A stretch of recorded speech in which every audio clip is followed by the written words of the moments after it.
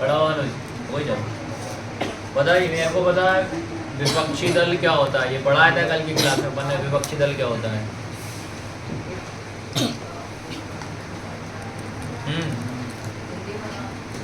हाँ बता। ये वो पार्टी होती है जो चुनाव में हार जाती है। और कल से याद रखना जितने भी इंग्लिश मीडियम वाले हैं, अगर तुमने हिंदी में बोला तो डायरेक्ट फाइव दूंगा मैं, ध्यान रखना। जाके मेहनत करो यार, उठ के यहाँ जाते सीधे सेट जो समझा वही को वही दे दे तो मिला मिला के घर पे जाके पढ़ो, उसकी लैंग्वेज समझो, वो समझाने के तौर पे आपको दिमाग में बैठ जाए। तुम हिंदी में बोल रहे हो, एग्जाम में तो इंग्लिश में लिखोगे ना। हाँ और ये इसका मेन एम रहता है कि जो सामने जो पार्टी जीतती है उसकी गलतियाँ निकालना, तो उसने क्या क्या बोला था और नहीं काम करा। फिर उसके बाद याद रखना कल अपन ने ये, अब विपक्षी दल का मतलब सीधा सीधा ये आता है जो पार्टी जो होती है चुनाव में हार जाती है वो क्या कहलाती है, आपकी विपक्षी दल कहलाता है, अपोजिशन पार्टी कहलाता है। इसका मेन एम क्या होता है, इसका मेन मकसद ये होता है कि जो पार्टी जीत जाती है उसने जो जो योजनाएं वगैरह कुछ भी बताई हैं या बोली हैं उसमें क्या करना है, कमी निकालना। ये कहलाता है तुम्हारा क्या होता है, विपक्षी दल बोला जाता है। फिर उसके बाद अगला क्वेश्चन लास्ट वाला बताया था अपन ने कि राजनीतिक दल के 3 प्रमुख हिस्से, the 3 main components of a political party. 3 main component आपको बताना है, तो मैंने कल बताया तो 3 मेन कंपोनेंट क्या क्या थे, ये बताया करूँ क्या बता बेटा। 3 हाँ हाँ बैठ जा, ठीक है, यही बताए थे ना हिंदी मीडियम, बता क्या क्या थे। हाँ बैठ, ठीक है ना, यही बताए थे ना मैंने। तो ये 3 कल ये 4 टॉपिक जो थे ना अपन ने इन चारों टॉपिक को पढ़ा दिया था और ये तुम्हें लाइव क्लास में मिल जाएंगे। जैसे जो आज पहली बार आ रहा है तो देखो, अगर नहीं भी आता तो लाइव क्लास घर जाके देखा करो, लाइव क्लास में लाइव में जाके मिल जाएगी तो क्या क्या समझाया, एक बार आपका रिवीजन हो जाएगा पूरा का पूरा। ये चारों टॉपिक मैंने कल बताया था, ठीक है, क्योंकि पॉलिटिकल पार्टी राजनीतिक दल को पढ़ने से पहले अपन को लोकतंत्र बताया था मैंने, लोकतंत्र के बाद अपन ने पॉलिटिकल पार्टी बताया था, फिर विपक्षी दल बताया था, लास्ट में अपन ने एक ये वाला पॉइंट बताया था, ठीक है। तो आज अपन क्या करना है, आज की क्लास में सबसे पहले जो लिखा है आपका 750 जो लिखा है इसके बारे में अपन पहले समझते हैं, ठीक है। तो सारे के सारे बोर्ड पे ही देखना है ना, वैसे मन तो लगता नहीं, हो सकता खड़े हो जाओ तो मन लगने लगे इसलिए खड़ा किया, ठीक है। ट्राई कोशिश करना चाहिए कुछ ना कुछ, ठीक है, ये पानी पी लेना। तो कुछ ना कुछ आपको क्या होता है पढ़ना चाहिए, जैसे भी मन लगने हो सकता है ऐसा लग जाएगा। तो याद रखना 750 ये बता रहा है, 750 का मतलब ये लिखा हुआ है कि अगर हम टोटल अगर बात करें, अगर भारत में अगर बात करें, इंडिया में अगर हम बात करें तो टोटल पार्टी जो है कितनी है, 750 है, याद रख, उससे ज़्यादा मोर देन है। इंडिया में टोटल पार्टी दल कितने हैं, 750 से ज़्यादा है। और जो कि याद रखना रजिस्टर है, याद रखना रजिस्टर मतलब क्या होता है, पंजीकरण है, याद रखना पंजीयत है वो, ठीक है। और वो क्या है, चुनाव आयोग में, याद रखना, ठीक है। इलेक्शन कमीशन आपका जो बोर्ड होता है ना उसमें क्या होता है, ये रजिस्टर है, चुनाव आयोग में याद रखना है 750 ऐसी पार्टी हैं जो आपकी रजिस्टर है, याद रखना, ठीक है। फिर कोई भी अगर पार्टी बनती है तो उसका रजिस्ट्रेशन आपको कराना पड़ता है। जैसे कि अगर एग्जांपल के तौर पे बात करें कि अगर अपन दुकान अगर ओपन करते हैं या खोलते हैं तो दुकान में सबसे मेन डॉक्यूमेंट क्या होता है, क्या होता है, रजिस्ट्रेशन। हाँ ये बता रहा, गुमास्ता होता है, याद रखना। कोई भी दुकान अगर अपन ओपन करते हैं तो उसका सबसे पहले गुमास्ता बनवाना पड़ता है।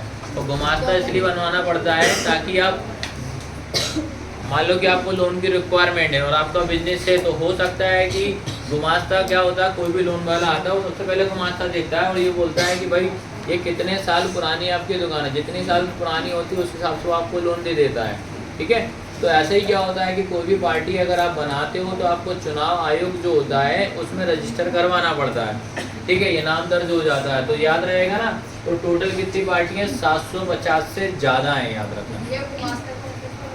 हाँ, गुमास्ता का मतलब क्या होता है, एक डॉक्यूमेंट एक वेरिफिकेशन हो जाता है जिसमें आप रजिस्टर हो जाते हो, ठीक है। जैसे मान लो कि आप 10th क्लास पढ़ रहे हो, अगर आपको मार्कशीट नहीं देंगे तो 10th क्लास का कोई मतलब ही नहीं है, इसलिए आपको एक मार्कशीट दिया जाता है, तो वो आपका एक रजिस्टर हो जाएगा ताकि कल को आप दिखा सकते हो कि भैया मैं 10th क्लास में हूँ, ये मेरी 10th क्लास की मार्कशीट है। बोलने से कुछ नहीं होगा, बोलूँगा भैया 10th क्लास पास आउट हूँ, अगर किसी ने बोल दिया भैया डॉक्यूमेंट दिखाओ तो आपको दिखाना पड़ेगा। ऐसे ही बोलता है कि दुकान है तो आपको दिखाना पड़ेगा गुमास्ता बना है।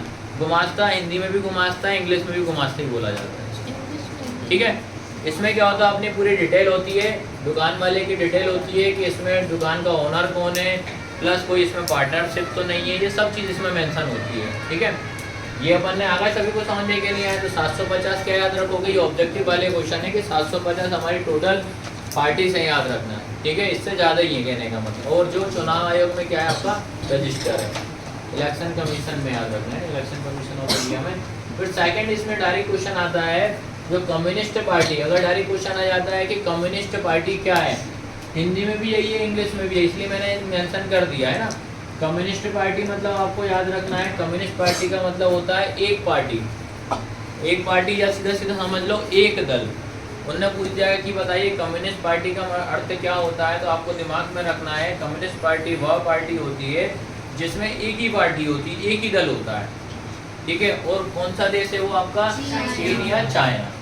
ठीक है, इसमें क्या होता है, ऐसा कोई चुनाव नहीं होता है, एक ही जो दल जो पार्टी चल रही है उसी का कैंडिडेट आपको डायरेक्ट जीता हुआ मिलेगा, कोई वोटिंग वगैरह नहीं है। ठीक है ना, तो डायरेक्ट क्वेश्चन आता है कि कम्युनिस्ट पार्टी जो होती है वो कौन सी कंट्री होती है, कौन सा देश होता है, तो आपको मात्र याद क्या करना है, चीन या चाइना, याद रहेगा ना। ये डायरेक्ट ऑब्जेक्टिव वाला महत्व कॉलम वगैरह में आपसे पूछेगा।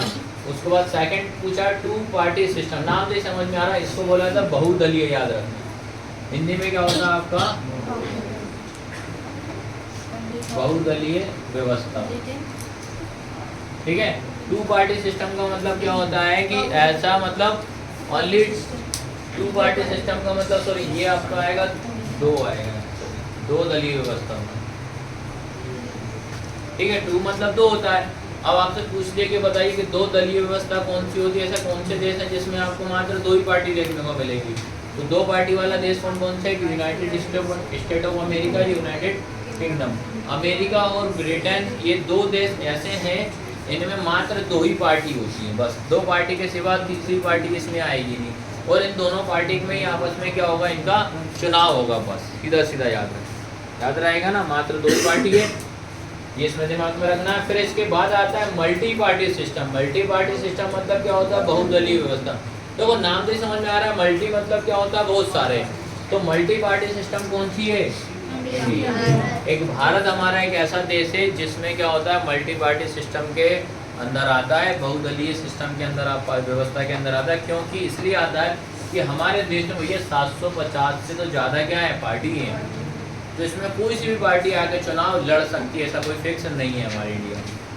ठीक है, तो भारत एक ऐसा, तो यहाँ तक सबको समझ में आ रहा है ना। यहाँ तक सबसे पहली चीज़ अगर अपन ने बताया 750 वाली क्या बताई मैंने, कहानी बताओ 750 क्या बताया मैंने, हाँ 700 प्लस मोर देन, मतलब इससे ज़्यादा हमारे इंडिया में क्या है, पार्टी हमारे भारत में। ठीक है, ये याद रखना। सेकंड मैंने पूछा आपसे कभी की बताओ कि भाई एक दलीय या यूनिटरी सिस्टम बोला जाता है, एक दल को बोला जाता है एकात्मक दल बोला जाता है, इसको यूनिटरी सिस्टम भी बोला जाता है। आपसे पूछ दिया कि यूनिटरी सिस्टम के अंतर्गत यह आपको बोलते कम्युनिस्ट पार्टी किस कंट्री के अंदर आता है, तो आपको डायरेक्ट नाम याद रखना पड़ेगा, चीन। ये एक पार्टी सिस्टम होता है। टू पार्टी सिस्टम की अगर बात करें तो कौन कौन से कंट्री है, ठीक है। मल्टी पार्टी सिस्टम की बात करें, बहुदलीय व्यवस्था की, क्या होता है, भारत। क्योंकि भाई 750 पार्टी ऐसी है जो रजिस्टर है, इससे ज़्यादा तो मल्टी में काउंट होगा वो। ठीक है, उसके बाद आपको आता है, यहाँ से स्टार्ट हो रहा है तुम्हारी मेन का। ठीक है, यहाँ तक सभी को समझ में आया ना, ये मैंने जितने पॉइंट आपको 4 पॉइंट बताए, आपको डायरेक्ट ऑब्जेक्टिव होगा, कभी कभी क्वेश्चन दिया जाता है 2 मार्क्स का, तो डायरेक्ट याद होना चाहिए आपको। फिर अगला है तुम्हारा 1980 में जो लिखा है, देखो अब यहाँ पे देखो सन ऊपर नीचे लिखा है, ये लिखा है 1980 और 1951। तो पहले कौन सा आएगा, 80 आएगा कि 51 आएगा? हाँ, पहले सबसे पहले आपका 51 आएगा। ठीक है, 1951 आएगा। तो इसमें क्या लिखा है, 1951 में क्या लिखा है, श्यामा प्रसाद मुखर्जी। श्यामा प्रसाद मुखर्जी, इसका मतलब ये कि 1951 में, याद रखना 1951 में श्यामा प्रसाद मुखर्जी जो है, इन्होंने भारतीय जनता पार्टी की स्थापना करी थी। सीधा सीधा ये याद रखना। ठीक है, यही व्यक्ति ऐसे हैं जिन्होंने भारतीय जनता पार्टी को क्या करा था, चुनाव आयोग में क्या करा था, पार्टी को रजिस्टर करवाया था। देख लेना भले, जब भारतीय जनता पार्टी वाले इनका जब जो भी आता है तो उसमें क्या करते हैं, इनका सेलिब्रेशन ये मनाया जाता है। ठीक है, 1951 में, याद रखना, याद रहेगा ना। कभी कभी क्वेश्चन आता है कि भारतीय जनता पार्टी की स्थापना किसने करी थी, तो क्या लिखोगे, श्यामा प्रसाद मुखर्जी, इन्होंने इसकी स्थापना की। ठीक है, उसके बाद यही लिखा है तुम्हारा 90। देखो उसके बाद ये 1980 का मतलब ये लिखा है। उसके बाद ये जो पार्टी जो थी, भारतीय जनता पार्टी जो थी, किसी कारणवश क्या हो गया था, इस पार्टी में काम करना बंद कर दिया था। फिर दोबारा से पार्टी कब रनिंग में आई थी? 1980 में। याद रखो 1980 में दोबारा से रनिंग में आई थी। क्योंकि ऐसा होता है कि अपन ने नाम रजिस्टर करवा दिया ना भाई। उसके बाद अपन कराने के बाद ये होता है कि बस अपने पार्टी को मेंटेन करना पड़ता है और पार्टी को रनिंग में काम करवाना पड़ता है। याद रखो पार्टी को क्या करना पड़ेगा? रनिंग में काम करवाना पड़ता है। तो उन्होंने क्या करा 1951 में क्या करा, अपनी जो पार्टी थी उसको रजिस्टर करवा दिया, लेकिन उसको रनिंग में नहीं करवाया। कुछ सालों के कारण कुछ बीच में क्या हो गया, वो बंद हो गई। फिर दोबारा उसको चालू रनिंग में करा था कब? 1980 में करा था। ठीक है, बैठो सारे के सारे बैठ जाओ। ठीक है, 1980 में अपन ने ये करा था। यहाँ तक आया सभी को समझने की? डायरेक्ट क्वेश्चन कभी कभी आता है कि 1951 में क्या हुआ था, तो आपको दिमाग में रखना है कि श्यामा प्रसाद मुखर्जी थे, इन्होंने इसकी स्थापना करी थी। याद रखें। फिर उसके बाद किसी कारणवश क्या हुआ था 1950 तक, उसके 80 के बाद इसको दोबारा चालू करी थी भारतीय जनता पार्टी। याद रहेगा। फिर उसके बाद अगली पार्टी आती है तुम्हारा, क्या आती है? 1885 1885 की अगर हम बात करें, 1885 में देखिए अब क्या लिखा हुआ है। 1885 में क्या लिखा है? Indian national Congress, Indian national Congress लिखा हुआ है।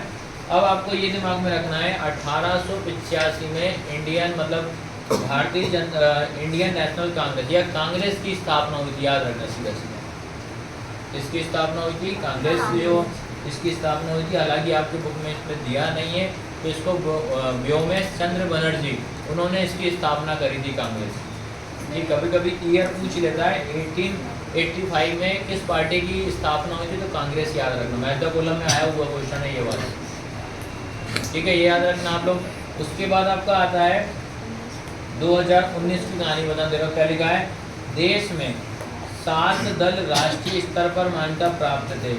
There were 7 reorganised national party in the country in 2019 में। ठीक है, मतलब इसमें आप ये रखना है मात्र 750 ऐसी पार्टियां हैं, जो 750 से ज़्यादा पार्टी हमारे इंडिया में, लेकिन मात्र अगर बात करें 7 पार्टी ऐसी हैं जो नेशनल उसको दिया गया है, राष्ट्रीय स्तर पर वो काम करती है, नेशनल लेवल पे वो वर्क कर रही है। तो इस लाइन का मतलब क्या होगा बताओ? 7 ही पार्टी क्यों हुई इसमें, बताएगा कोई? भैया वो 7 पार्टियों को ज़्यादा और बताइए। हाँ हाँ बताओ, ज़्यादा काम में और बताओ क्या क्या है स्तर पे, बताओ अपने लेवल पे बताओ क्या।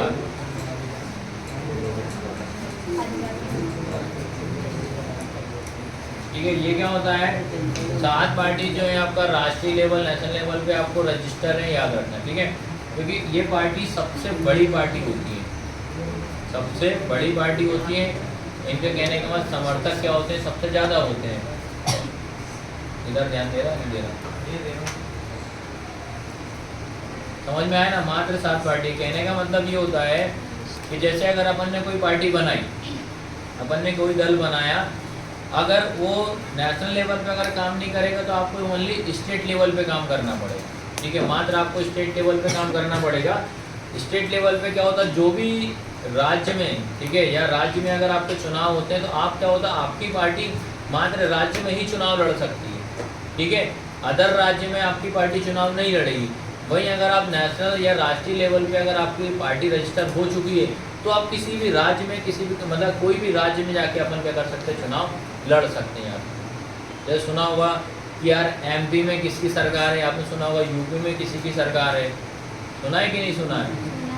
हर राज्य में क्या होता है कि सारी पार्टी के कैंडिडेट आपके, जैसे कल ही मैंने बताया था कि अगर हम पार्टी बनाते हैं, पॉलिटिकल पार्टी या राजनीतिक दल में बनाऊंगा, तो उसमें मैंने कल ही बताया था कि किसी तरह से कोई जाति वाले व्यक्ति को मैं हर जाति, हर कास्ट के व्यक्ति को क्या करूँगा, मैं उसमें शामिल करूँगा कैंडिडेट को, ताकि क्या होता है कल किसी तरह से अगर मान लो अदर स्टेट में कोई दूसरी सीट वगैरह भी आती है, ताकि मेरा कैंडिडेट वहाँ जाके क्या कर सकते, चुनाव लड़ सके वो। ठीक है, जैसे अगर बीजेपी की भी अगर अपन बात करते हैं तो अभी खुद देख रहा होगा कि पार्टी को 2 लेवल में डिवाइड करा है, राज्य में अलग होती है, सेंट्रल में अलग होती है, लेकिन बीजेपी अभी केंद्र में भी वही, सेंट्रल में भी वही है और स्टेट में भी वही है। अब जैसे मान लो कि मेन आपके इसमें नरेंद्र मोदी जी, लेकिन वो क्या कर रहे हैं, केंद्र में रहते हुए अपनी पार्टी सब दूर चला रहा है, A to Z एरिया में चल रही है कि नहीं चल रही? तो वो नेशनल पार्टी, राष्ट्रीय पार्टी कहलाता। अब व्यक्ति तो जाएगा नहीं भाई, वो तो अपने पास आएंगे नहीं, तो इसलिए क्या करा उनने अलग अलग डिवाइड करे ताकि लोगों से अपना संपर्क क्या रहे, बना रहे। आया सबको समझ में कि नहीं आया? तो ये आपको दिमाग में रखना है भाई, ये सारे पॉइंट जितने मैंने बताए आपको, ये सब आपको दिमाग में आया, सभी को समझ में? ठीक है, तो जो अभी आज जैसे को 2 मिनट नोट डाउन करो। ले एक क्वेश्चन मैं आपको और बता दे रहा हूँ ना, मैं रफ कर दूँ ना, ये ऊपर के रफ कर रहा हूँ बस मैं, बस इतना कर रहा हूँ ना। ये क्वेश्चन आया था, ये बेसिक था 2024 में, 2024 में जो क्वेश्चन आया ना वही बता रहा हूँ मैं।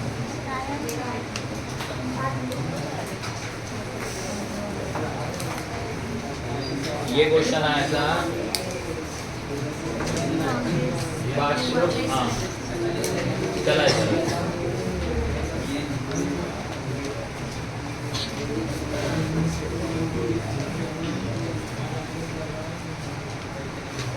ये क्वेश्चन तुम्हारा 2024 में इन्होंने पूछा था, 22 या 23 में आया आपका क्वेश्चन है। इसमें से भाई 3 मार्क्स का था, ठीक है।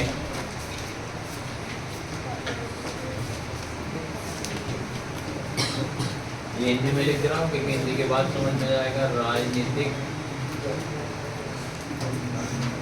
दल के सामने कल अपन क्या होगा कि 2 दिन तो आपकी बेसिक क्लास लग गई, कल अपन क्वेश्चन आंसर करें किस तरीके से आपसे क्वेश्चन आंसर बुक में एग्जाम में पूछता है।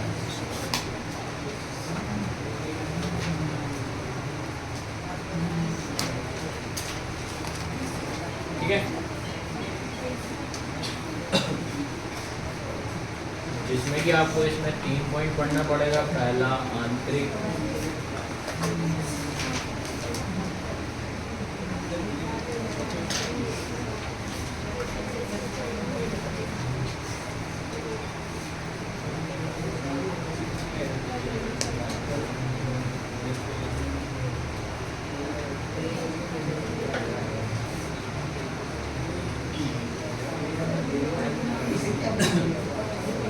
दोनों में लिख दूंगा है ना।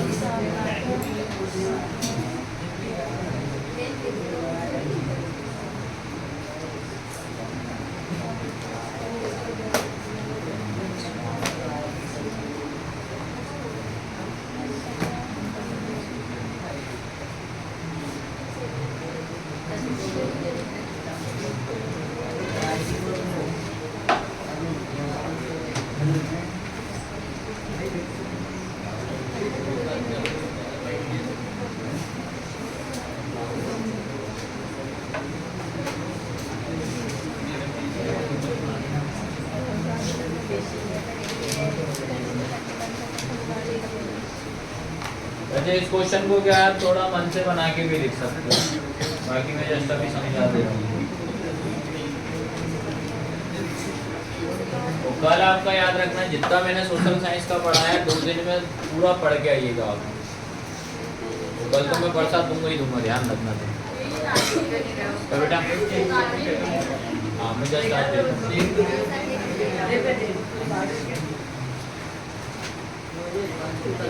ठीक है। इसमें देखो क्वेश्चन का आया हुआ क्वेश्चन है आपको, ये इसके जी नीचे लिखे ना, ये आंसर है।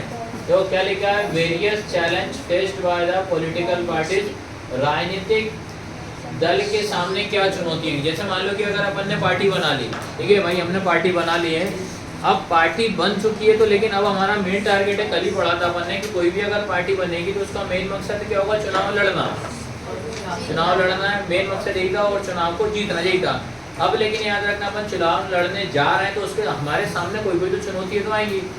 मतलब चुनौतियाँ मतलब समझिए समस्या, क्या क्या समस्या अपने सामने आ सकती, क्या क्या प्रॉब्लम आ सकती है। सबसे पहला पॉइंट इन्हें दिया है आंतरिक लोकतंत्र का अभाव, ठीक है, इसका पहला पॉइंट है। इसके अंदर आपको लाइन लिखनी पड़ेगी, वो इसमें बहुत सारी नहीं, मात्र 2 से 3 लाइन लिखना है बस। लॉ ऑफ इंटरनल डेमोक्रेसी, देखो इसमें ये लिखा है आंतरिक लोकतंत्र का, इसमें आंतरिक मतलब इंटरनल मतलब क्या होता है, अंदर की बात है, ठीक है। इसका मतलब क्या होता है तुम्हारा, अंदर की बात है। सबसे पहली जो होता है, सबसे पहली समस्या क्या होती है, सबसे पहली समस्या आपकी यही होगी, अंदर क्या हो रहा है, ठीक है। इसमें आपको दिमाग में ये रखना है कि जैसे जो बड़े बड़े जो नेता वगैरह जो होते हैं, ठीक है, जो बड़े बड़े लीडर्स जो होते हैं, वो क्या करते हैं कि जो भी जैसे कोई भी प्रोग्राम वगैरह होता है, कुछ भी चुनाव लड़ेंगे, ठीक है, तो उससे पहले क्या सीटों का बंटवारा होता है।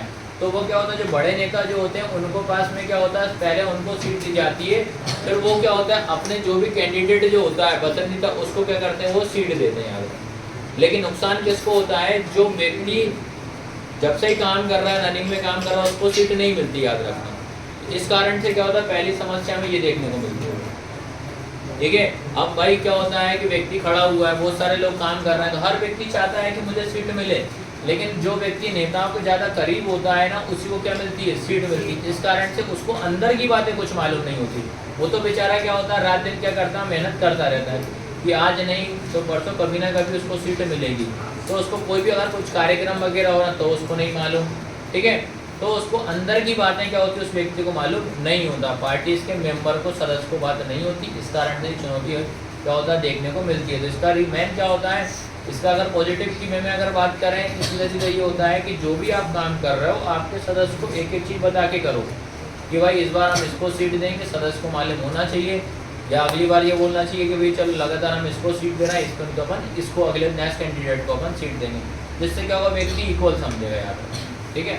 अंदर की बातें सबको मालूम होना चाहिए, आपकी पार्टी में जितने भी मेंबर हैं, ठीक है, पर व्यक्ति बताता नहीं है, याद रखना। सेकंड पॉइंट बोला है वंशवाद की चुनौती। वंशवाद मतलब ये लिखा है डायनेस्टिक सक्सेशन लिखा है। तो वंशवाद मतलब क्या होता है, वंश का मतलब तो समझ के आते हैं ना क्या होता है ना, वंश मतलब समझ क्या है, बताइए। डायनेस्टिक का मतलब क्या निकलेगा, हाँ, सबसे ज़्यादा फेस अपने करना पड़ता है वंशवाद की चुनौती। भाई क्या होता है कि जो बड़े बड़े नेता होते हैं, जैसे वो क्या होता है उनके परिवार में जो चला आ रहा है, भाई इनके परिवार से ही व्यक्ति नेता बना है, तो वो चाहेंगे उसके आने वाला पोता जो रहेगा वो भी चले, वही खड़ा करेंगे, उसी को सीट देंगे, फिर उसके बाद वाले को देंगे। तो ये भी एक चुनाव में क्या होता है, चुनौती अपने को देखने को मिलती है। समझ में आ रहा है कि नहीं आ रहा, तो ये चुनौती भी आपको देखना पड़ती है। तो इसलिए क्या होता है, बहुत से व्यक्ति क्या होता है, ये चुनौती देखना पड़ती है। आदमी व्यक्ति ये सोचता है कि इस पार्टी में शामिल होना नहीं है, क्यों नहीं होना, क्योंकि अगर अपन इस पार्टी में कितनी ही मेहनत कर लें, पर उसके बाद भी अपने को सीट नहीं मिलेगी, वो तो उसका करेगा, उसके रिलेटिव या उसके करीब वाले कोई क्या देगा, वो सीट देगा। तो ये भी आपको फेस करना पड़ेगा, याद है, ये चुनौती भी आपको देखना पड़ेगा। समझ में आया। फिर सेकंड इसमें लास्ट लिखा धन तथा बाहुबल की भूमिका, money and more muscles power है ना, उसमें एल हट गया है, मसल्स पावर उसमें याद रखना है। तो इसमें क्या होता है कि जैसे जो पैसे वाला व्यक्ति होता है, कुछ पार्टी क्या करती हैं, जो पैसे वाला व्यक्ति होता है उसको सीट दे देते हैं, ठीक है भाई, ऑलरेडी पैसा है, क्योंकि चुनाव में क्या होता है, पैसा खर्चा होता है, होल्डिंग वगैरह का XYZ पैसा खर्चा होता है। तो चुनाव में फिर पार्टी वाला चाहता है कि पैसे वाले व्यक्ति को अपन सीट दे देंगे, उससे ये बेनिफिट पड़ेगा कि अपना खर्चा बच जाएगा। जो व्यक्ति पैसे वाला उसको क्या करना, वो पार्टी में पैसा खर्च कर सकता है। फिर कुछ व्यक्ति क्या होता है कि ये दिमाग में रखते हैं, पैसा होता है उसके पास, तो वो जो बोलते हैं यार मुझे किसी भी कंडीशन में क्या होना है, चुनाव जीतना पड़ेगा। तो चुनाव जीतने के लिए क्या करता है, या तो व्यक्ति को क्या कर लेगा, खरीद लेगा, या तो उस व्यक्ति को पैसे का लालच दे देगा, तो व्यक्ति क्या होगा, बिक जाता है। तो कुछ व्यक्ति क्या होता है, जब चुनाव होते हैं ना, तो ज़्यादा पार्टी जब खड़ी होती हैं, तो कुछ बड़ी पार्टी जो होती है उनको पैसा दे देती है कि भाई लो तुम पैसा लो और तुम हट जाओ। तो कुछ पार्टी क्या होती है, पैसा लेकर भी क्या होती है, हट जाती है, स्कीम मार देती है। आया सबको समझ में कि नहीं आया। तो ये सारे के सारे